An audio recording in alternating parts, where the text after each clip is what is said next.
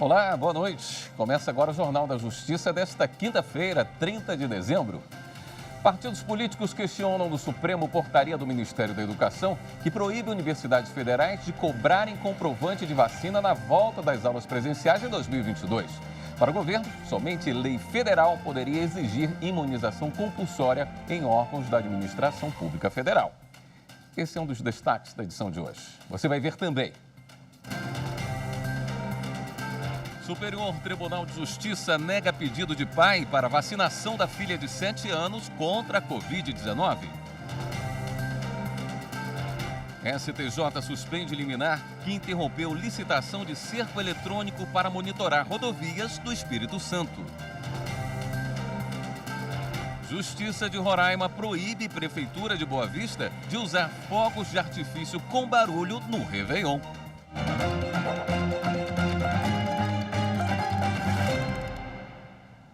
Na tarde de hoje, partidos de oposição entraram com pedidos no Supremo para suspender portaria do Ministério da Educação que proíbe instituições federais de ensino de exigirem comprovante de vacinação contra a Covid-19 no retorno das atividades presenciais. O documento assinado pelo ministro da Educação, Milton Ribeiro, foi publicado nesta quinta-feira e justifica que tal exigência seria um meio indireto de induzir a vacinação compulsória e que isso só poderia ser feito por meio de uma lei federal. Em diferentes processos protocolados no Supremo, a Rede Sustentabilidade, junto com a União Nacional dos Estudantes e o PDT, alegam, entre outros pontos, que a norma impede o controle sanitário diante do alerta da variante Ômicron e que a medida atenta contra a autonomia universitária. O pedido da rede foi apresentado em ação que já tramita no STF, sob relatoria do ministro Luiz Roberto Barroso. A ação do PDT ainda não tem relator definido. E o Superior Tribunal de Justiça negou o pedido de pai para a vacinação da filha de 7 anos contra a Covid-19. O presidente do STJ, ministro Humberto Martins, negou liminar para garantir a uma criança o direito de vacinação contra a Covid-19. Para o ministro, a decisão é uma forma de evitar a interferência indevida do judiciário em outros poderes. Em mandado de segurança com pedido de liminar, o pai da criança de 7 anos requereu que fosse determinada a imediata vacinação da filha e que o governo federal se abstivesse de exigir recomendação médica ou impusesse qualquer outro embaraço à imunização. Segundo o pai da menor, a Agência Nacional de Vigilância Sanitária autorizou a aplicação da vacina da fabricante Pfizer em crianças de 5 a 11 anos. Mas o governo federal, por justificativas ideológicas, tem adiado o início da imunização, colocando em risco a saúde das crianças. Ao analisar o pedido, o ministro Humberto Martins explicou que até prova concreta em sentido contrário, prevalece a presunção de legitimidade do ato administrativo, não tendo sido demonstrada no mandado de segurança a possibilidade de ocorrência de dano irreparável enquanto se aguarda a decisão de mérito, o que poderia justificar a concessão da liminar. O ministro ressaltou também que o Plano Nacional de Imunização é fruto de um diálogo técnico-científico que passa por diversas instâncias administrativas até ser colocado em prática com segurança e eficiência. E a Justiça não pode substituir a administração na tomada de decisões. Ao indeferir a liminar, o ministro também lembrou que o tema da imunização infantil contra a Covid-19 já está submetido à análise do Supremo Tribunal Federal. E o Partido dos Trabalhadores pediu ao STF que o governo federal informe critérios científicos da consulta pública sobre vacinação de crianças. Para o PT, a pesquisa traz questionamentos que tentam induzir as pessoas consultadas a se posicionarem contra a vacinação. O partido também pede que a União apresente um cronograma de vacinação das crianças de 5 a 11 anos contra a Covid-19, além do plano de compra e de chegada dos imunizantes. O relator do pedido é o ministro Ricardo Lewandowski. E o presidente do STJ suspendeu o liminar que interrompeu licitação para o cerco eletrônico nas rodovias do Espírito Santo. Os detalhes com a repórter Jéssica Castro. O ministro Humberto Martins, por reconhecer o risco de grave lesão à ordem pública e à segurança dos cidadãos, deferiu o pedido do Departamento Estadual de Trânsito do Espírito Santo para sustar os efeitos de liminar que suspendeu os atos administrativos da licitação destinada à implantação do cerco eletrônico para monitoramento de rodovias e demais vias públicas do Estado. De acordo com o presidente do STJ, a suspensão do certame dos contratos decorrentes pelo Tribunal de Justiça do Estado estado poderia prejudicar a segurança do tráfego diário de veículos e pedestres. A licitação do cerco eletrônico no valor de 140 milhões de reais foi contestada por meio de ação popular ajuizada por um deputado estadual, que alegou a ocorrência de suposto direcionamento para o consórcio vencedor. Em primeiro grau, a apreciação do caso em caráter liminar foi postergada para aguardar a apresentação de parecer pelo Ministério Público. O autor da ação interpôs, então, agravo de instrumento no Tribunal de Justiça do Estado, que resultou na decisão de suspender os procedimentos licitatórios diante dos elevados custos envolvidos. No STJ, o Detran do Espírito Santo argumentou que a liminar de segunda instância promoveu ingerência indevida nas competências da administração pública e defendeu que o cerco eletrônico vai permitir identificar com mais rapidez e eficiência ilícitos como roubos de veículos, assaltos, sequestros e transporte irregular de cargas. Na decisão, o presidente do STJ destacou que, com base em jurisprudência da Corte, os atos administrativos executados no âmbito da licitação têm presunção de legitimidade e, por isso, segundo ele, não pode haver interferência indevida na análise técnico-administrativa, salvo a presença flagrante de erro. E para o Superior Tribunal de Justiça, mesmo antes da Lei de Execuções Fiscais de 2020, fisco pode habilitar na falência crédito submetido à execução. Em julgamento de recursos especiais repetitivos, tema 1092, a primeira sessão do STJ estabeleceu a tese de que é possível a Fazenda Pública habilitar, em processo de falência, crédito objeto de execução fiscal em curso, mesmo antes da Lei 14.112 de 2020, desde que não haja pedido de constrição no juízo executivo. Segundo o relator dos recursos repetitivos, ministro Gurgel de Faria, atualmente não há mais dúvida sobre a possibilidade de a Fazenda habilitar o crédito público no juízo da falência, ainda que esteja pendente execução fiscal do mesmo crédito, caso em que a ação executiva ficará suspensa nos termos da Lei 11.101 de 2005, dispositivo introduzido pela Lei 14.112 de 2020. O ministro Gurgel de Faria destacou que, antes da modificação legislativa, os artigos 5º e 38 da Lei de Execuções Fiscais dispunham ser privativa do juízo da ação a competência para decidir a respeito da dívida ativa.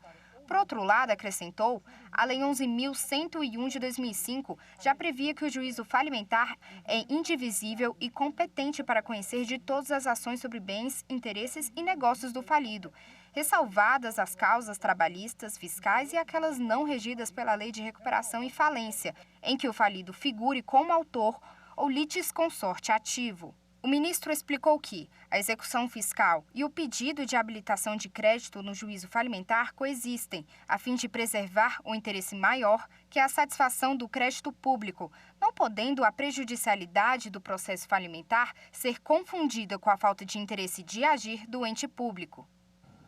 Foi publicado no Diário Oficial da União de hoje a ata de registro de preços para a compra de até 176 mil urnas eletrônicas já para as eleições municipais de 2024. A cada eleição, o TSE precisa comprar urnas novas para atender ao crescimento do eleitorado e também para substituir as que já tiveram a vida útil esgotada. Cada urna é usada por, no máximo, 10 anos ou em 6 eleições ordinárias. Para as eleições de 2024, o TSE pretende comprar cerca de 139 mil novas urnas. Elas serão do novo modelo, que vai ser usada pela primeira vez nas eleições do ano que vem. O extrato da ata de registro de preços traz o valor global da licitação de cerca de 1 bilhão e 180 milhões de reais. A Justiça de Roraima proibiu a Prefeitura de Boa Vista de usar fogos de artifício com barulho no Réveillon e outros eventos festivos. O pedido foi feito por um vereador de Boa Vista. Na ação, ele destacou os problemas dos fogos para animais, idosos, pessoas com autismo ou que estão acamadas. O juiz César Henrique Alves proibiu a Prefeitura de usar fogos com barulho. A decisão teve como base uma lei estadual, promulgada pela Assembleia Legislativa de Roraima em junho deste ano. Se o município não cumprir a determinação, deverá pagar multa de R$50 mil. Ainda de acordo com o magistrado, a lei permite apenas a soltura de fogos de efeitos visuais, sem estampido. E no próximo bloco, o Supremo rejeita ação por descumprimento de destinação mínima de recursos ao SUS no Maranhão. Voltamos já.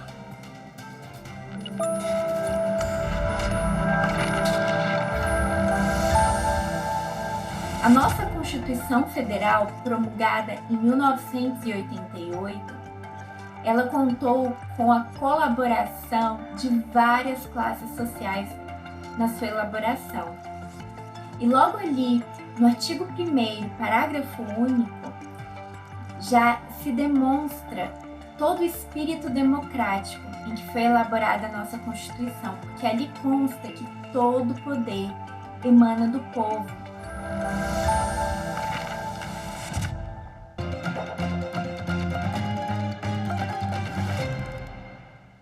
Em julgamento no plenário virtual, o Supremo rejeitou recurso em uma ação que tentava obrigar o governo do Maranhão a ressarcir o SUS.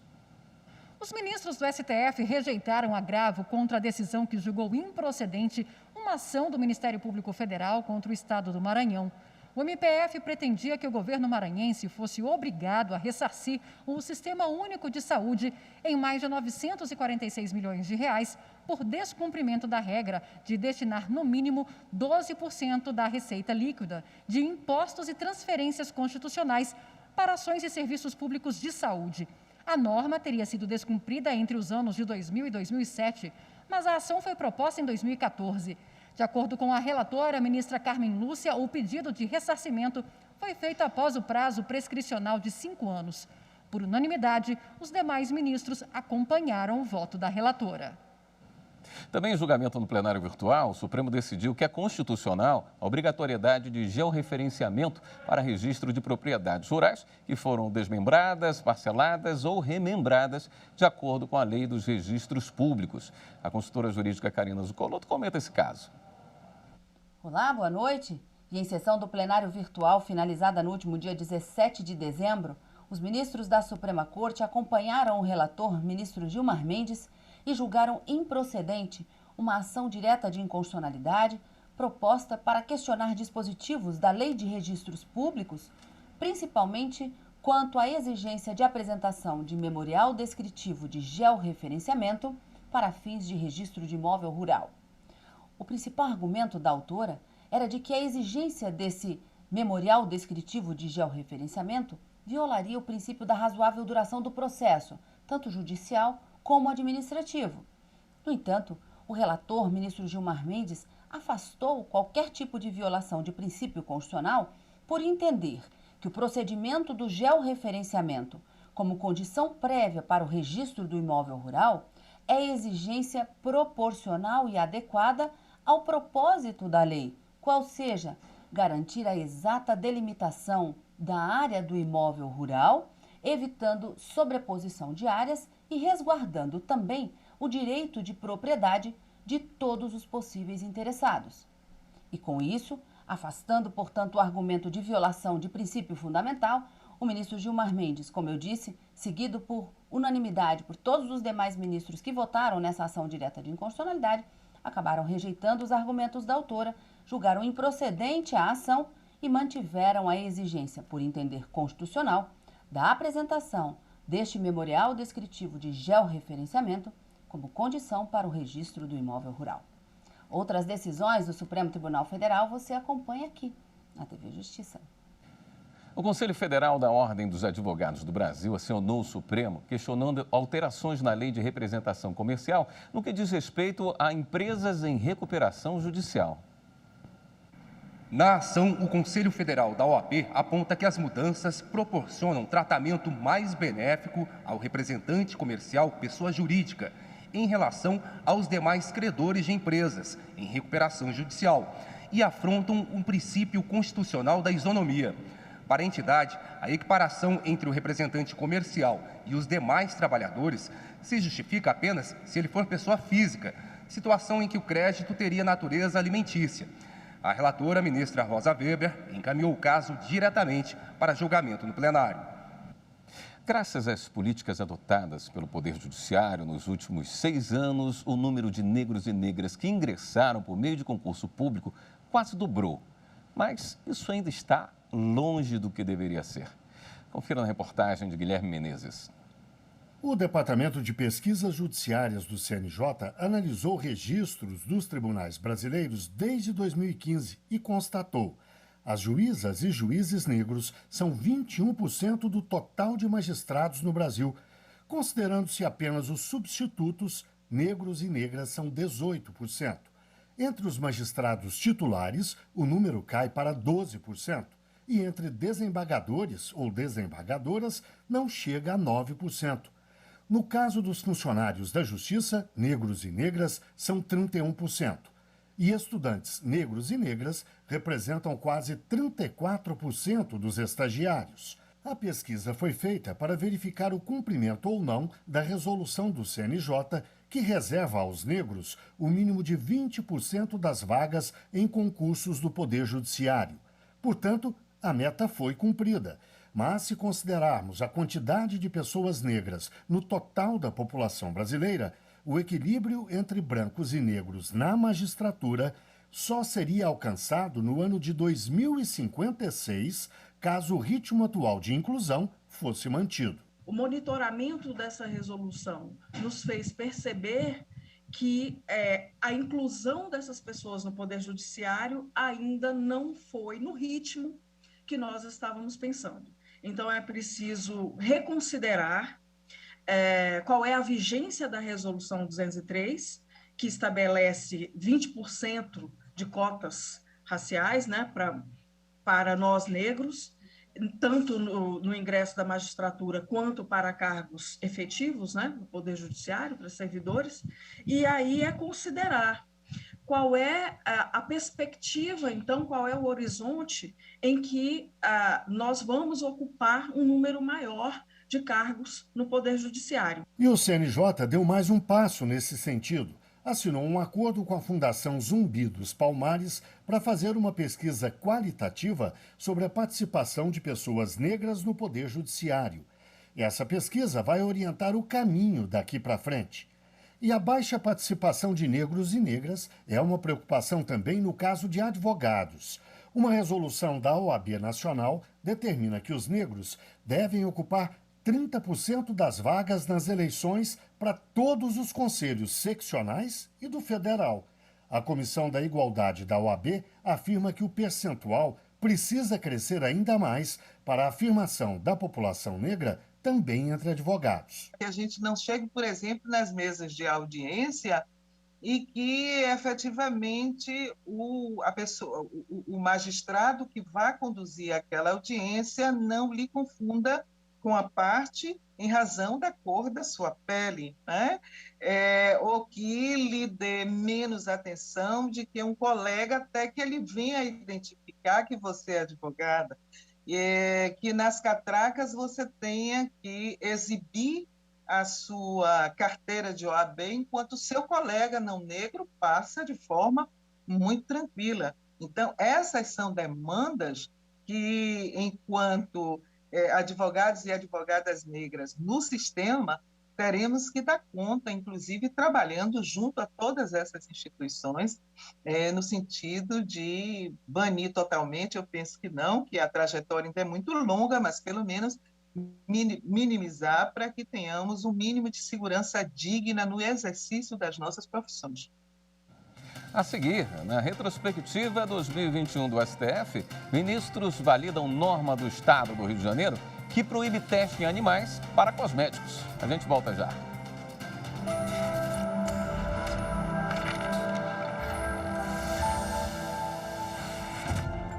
A importância da nossa Constituição não está apenas expressa nos parâmetros básicos da nossa democracia instituídos nela, ou nos direitos e garantias fundamentais estruturados nela, mas, sobretudo, na abertura de caminhos para a construção de uma democracia brasileira verdadeira, uma democracia que não seja apenas antirracista, mas seja uma democracia plurirracial, uma democracia fundamentada na pluriversalidade.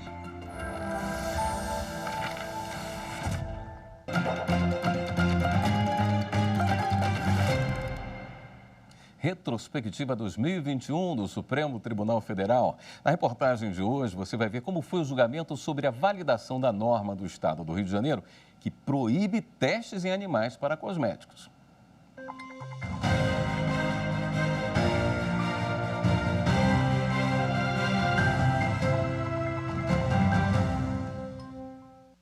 Associação Brasileira da Indústria de Higiene Pessoal, Perfumaria e Cosméticos questiona uma lei do Rio de Janeiro de 2017, que proíbe o uso de animais para testes de cosméticos e a comercialização de produtos desenvolvidos após esses testes.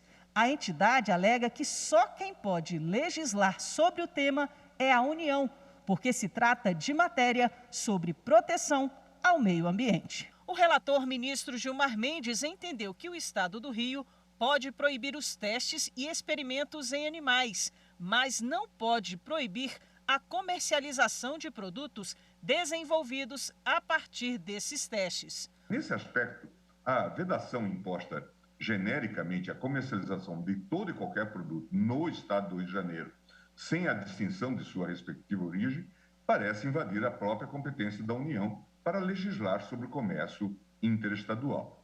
Artigo 22, inciso 8º da Constituição Federal. O ministro Nunes Marques divergiu. Para ele, a lei é toda inconstitucional. O Estado não pode proibir testes em animais nem a comercialização de produtos desenvolvidos a partir desses experimentos. Quem tem que tratar desse tema é a União. À medida que o público toma conhecimento das terríveis experiências que são necessárias para a testagem da segurança de certos cosméticos, a tendência é que a adoção de boas práticas e de selos de certificação surjam dentro de mecanismos de autorregulamentação e de adaptação do próprio mercado. Em todo caso, se for para proibir tais experiências via regulamentação estatal, claramente isso deve ser feito pela União.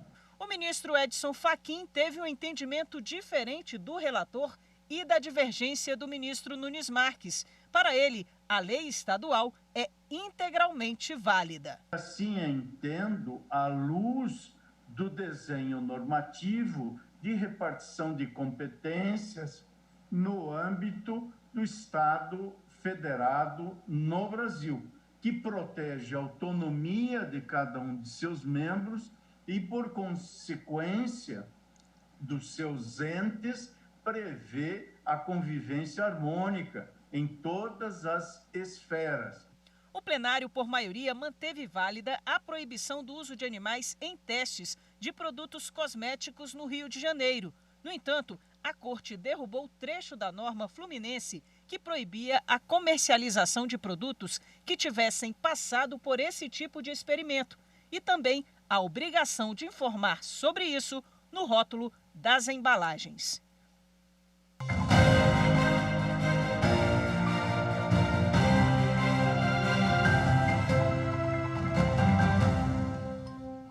Morreu na madrugada de hoje, em Porto Alegre, a escritora e tradutora Lia Luft.